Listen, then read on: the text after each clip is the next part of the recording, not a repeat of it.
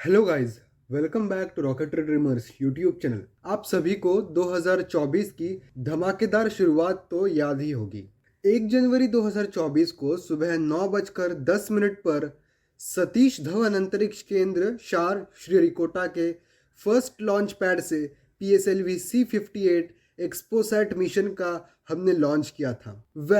जब PSLV के fourth stage ने एक्सपोसैट यानी प्राइमरी सैटेलाइट को उसके इंटेंडेड ऑर्बिट में छोड़ा, तो उसके बाद इंस्टेंटली हमने फोर्थ स्टेज का यानी पोयम का, जिसे पोयम भी कहा जाता है, उसका अल्टीट्यूड जो है वो हमने कम किया। इसका मतलब है कि उसको हमने लोअर अल्टीट्यूड पर लाया और फिर उसे 350 किलोमीटर के सर्कुलर ऑर्बिट में 9.6 डिग्रीज के इंक्लिनेशन के साथ प्लेस किया गया, क्योंकि उस पर कुछ 10 अलग अलग पेलोड्स थे। यानी अब उसे हम पोयम कहेंगे, या जो PSLV ऑर्बिटल एक्सपेरिमेंटल मॉड्यूल है अब वो बन जाएगा। प्रोबेबली अब वो PSLV का फोर्थ स्टेज नहीं कहलाएगा, अब उसे हम पोयम कहेंगे।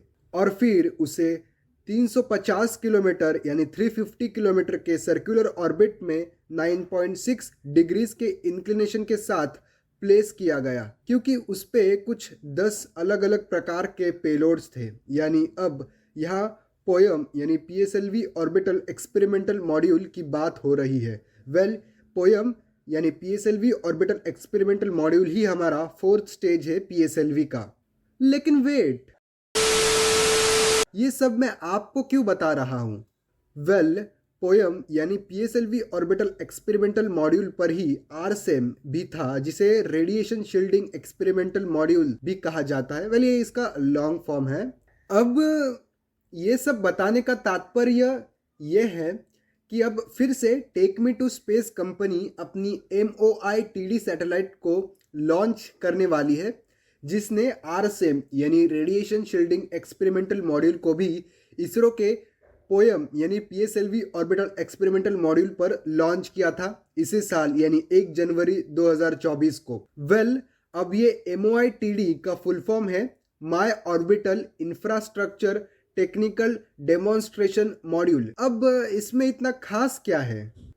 इसमें OBC यानी ऑनबोर्ड कंप्यूटर है, EC यानी एज कंप्यूटर है, EPS यानी इलेक्ट्रॉनिक पावर सिस्टम है, और ADCS मतलब altitude determination and control system भी है। ये तो हर एक सैटेलाइट में होता है, मतलब सबका नाम वर्किंग सेम है। ये तो हर एक सैटेलाइट में होता है, मतलब सबका नाम वर्किंग अलग है, लेकिन जो प्रिंसिपल, जो मेन वर्किंग प्रिंसिपल है वो तो एक है। अब इसमें फिर से खास बात क्या है? ये सब चीजें इंडिजीनियसली डेवलप्ड है।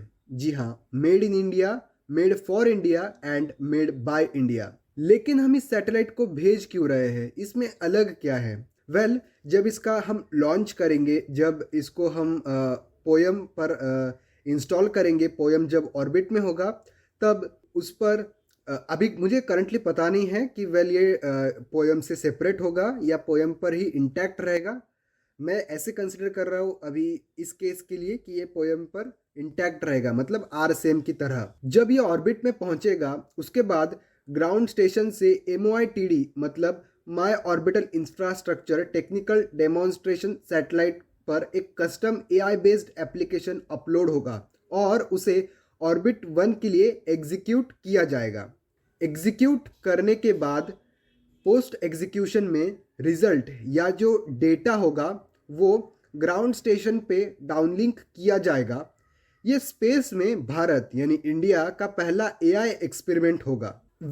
हम इस सैटेलाइट के जरिए AI से डिटेक्ट करवाएंगे डे लाइट और नाइट टाइम अर्थ को।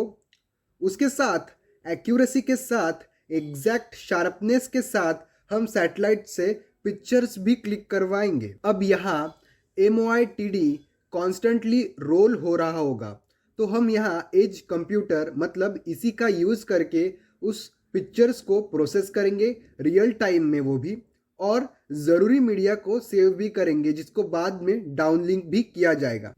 चलो फ्रेंड्स, कैसी लगी आज की ये वीडियो ज़रा मुझे कमेंट सेक्शन में ज़रूर बताना। और अगर आप इस चैनल पे नए हैं तो सब्सक्राइब कीजिए इस चैनल को, क्योंकि इस चैनल पर ऐसे ही कंटेंट आता रहता है, ऐसे ही वीडियोस अपलोड होते रहते हैं। मिलेंगे किसी और एक वीडियो में, तब तक के लिए जय हिंद, वंदे मातरम।